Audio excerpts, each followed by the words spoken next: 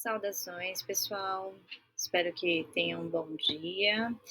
Hoje eu demorei um pouquinho mais porque os estudos estão aflorando aí, nos últimos minutos, né.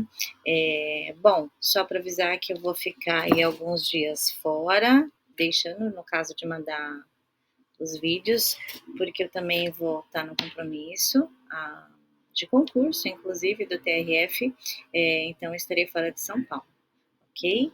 Mas se eu conseguir, já envio os vídeos que vão ajudá-los aí nesse meio tempo.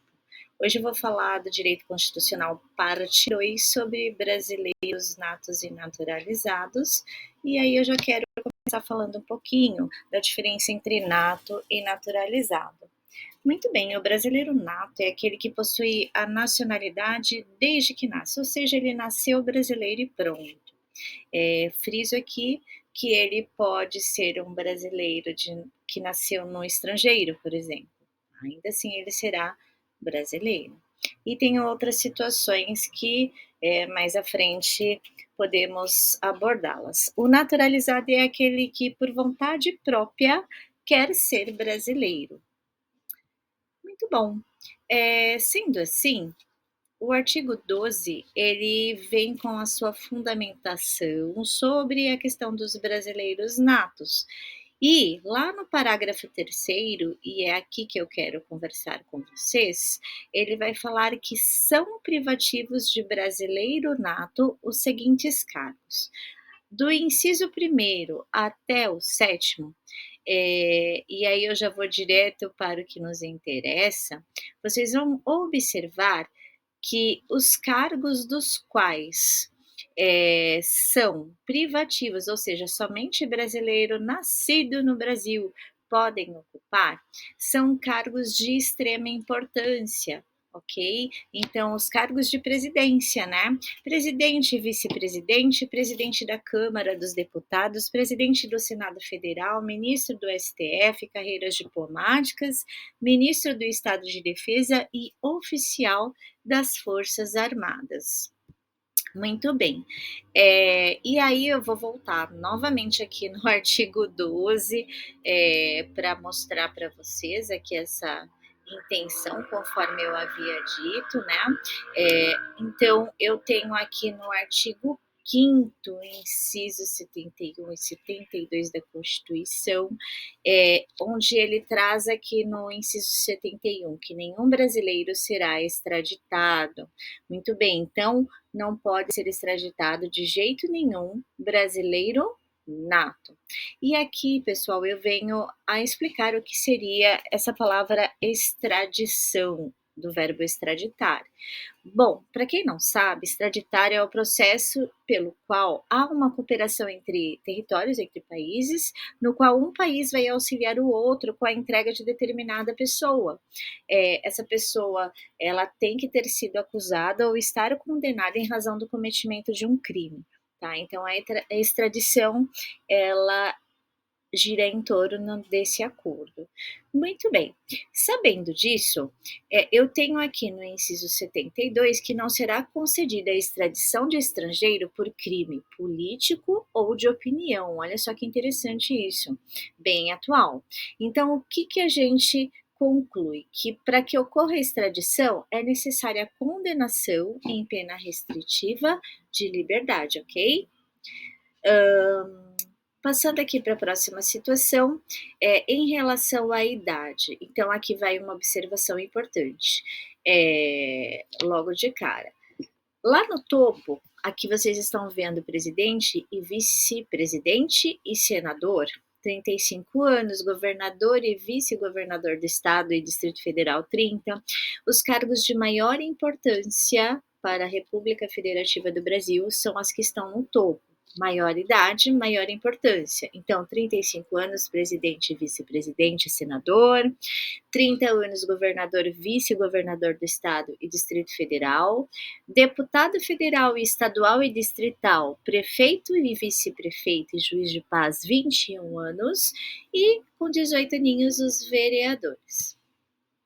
Muito bem, então aqui nós já falamos a respeito da questão da importância das ocupações em relação a cargos de presidência, vice-presidência, e lá no artigo 89 a gente vai falar sobre o Conselho da República, que serve para aconselhar, de certa forma, o presidente da República. Tá? É importante, só participam deste conselho brasileiros natos.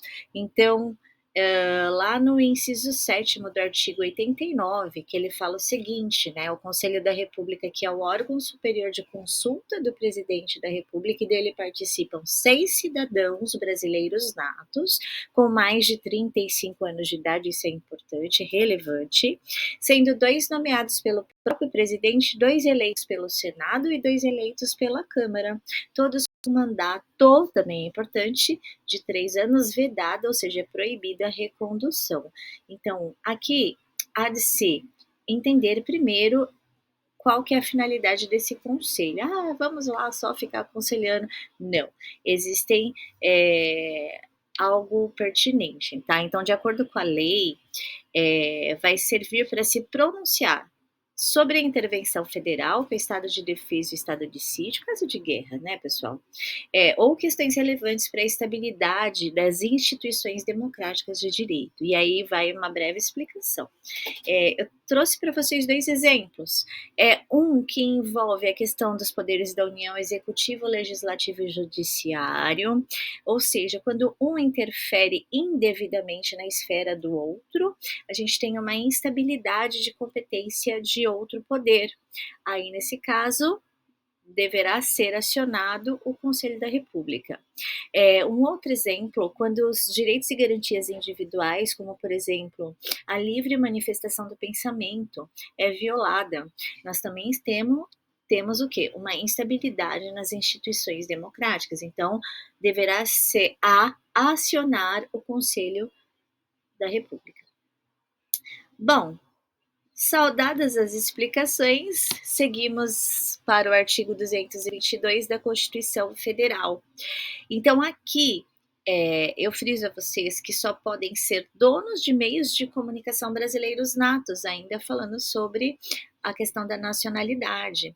A propriedade, então, da empresa jornalística, de radiodifusão sonora, de sons de imagens, é privativa de brasileiros natos ou naturalizados, olha só essa ênfase, há mais de 10 anos, ou ainda, turma, atenção nesses poréns, tá? As exceções, pessoas jurídicas constituídas sobre leis brasileiras, ou seja, empresas constituídas pela lei brasileira e que têm ainda sede no país. Então, cuidado.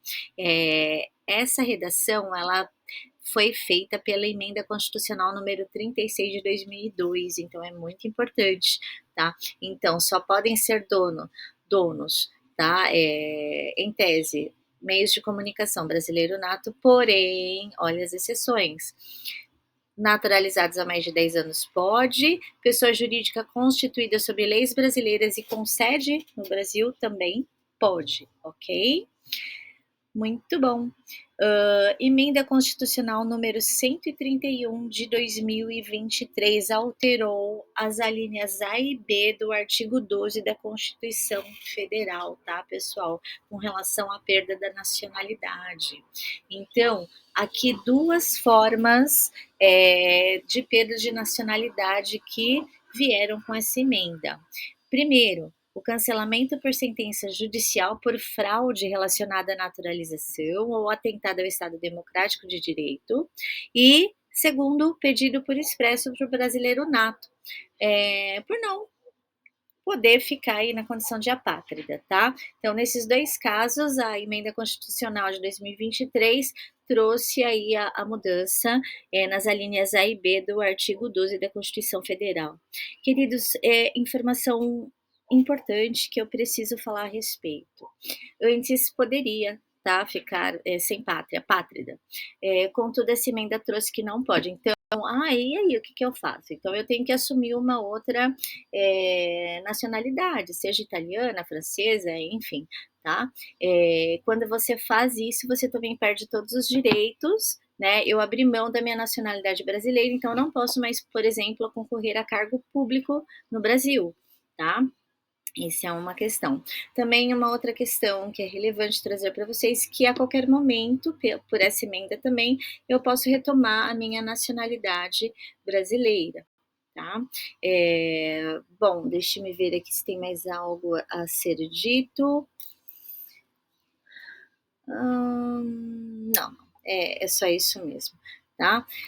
Pessoal, então chegamos ao final desta aula, foi breve, percebam que são muitos detalhes, né? Por isso que nós estamos fazendo em várias partes. O direito constitucional, ele é assim mesmo, e aí tenho que ressaltar algumas emendas que são bastante importantes, súmulas, né?